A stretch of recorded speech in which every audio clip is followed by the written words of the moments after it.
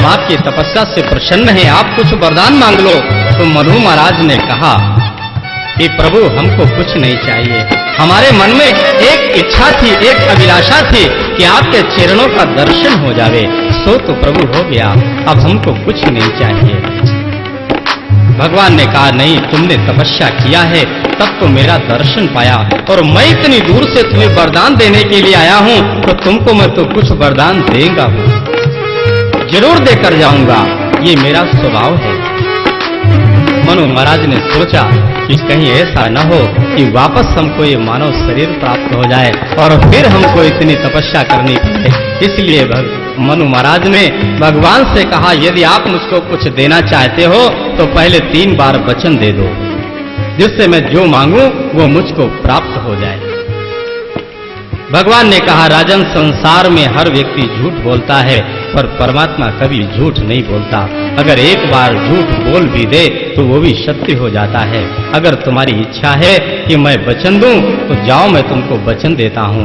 पूर्वहु मैं अभिलाष तुम्हारा, पूर्वहु मैं अभिलाष तुम्हारा, सत्य सत्य प्रण सत्य हमारा, सत्य सत्य सत्य हमारा। 3 बार वचन दे दिया कि राजन जो तुम मांगोगे वह मैं तुमको दूंगा।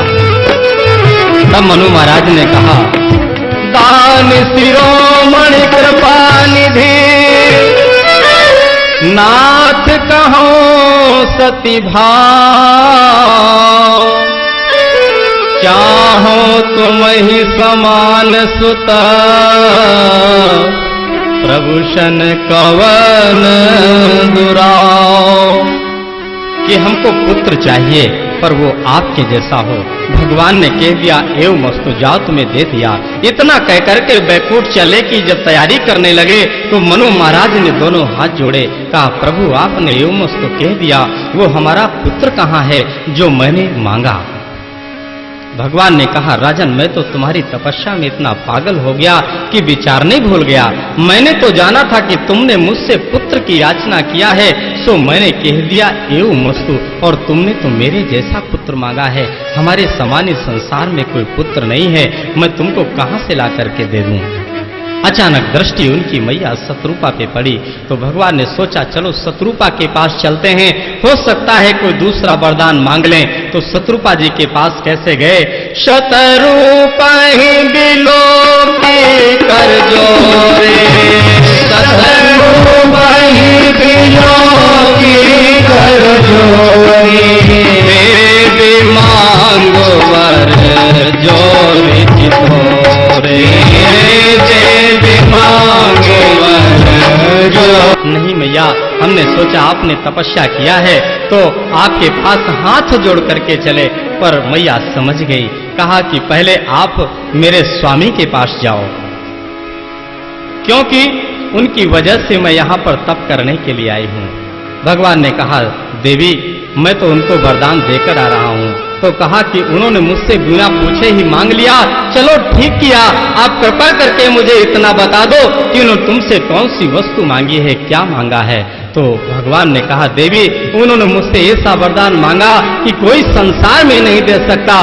उन्होंने तो पुत्र मांगा है देवी, और वो भी मेरे समान। अच्छा देवी, तुम राजा की बात छोड़ दो, अपनी बात करो। तुमने तपस्या किया है सो तुमको मैं कुछ देना चाहता हूँ। शत्रुपा जी ने कहा जो बरुनाथ चतुर नप मांगा, जो बरुनाथ चतुर नप मांगा, जो बरुनाथ चतुर नप मांगा, जो बरुनाथ चतुर नप मांगा, कोई कृपाल मोहि अति प्रिय लागा, कोई कृपाल मोहि अति प्रिय लागा।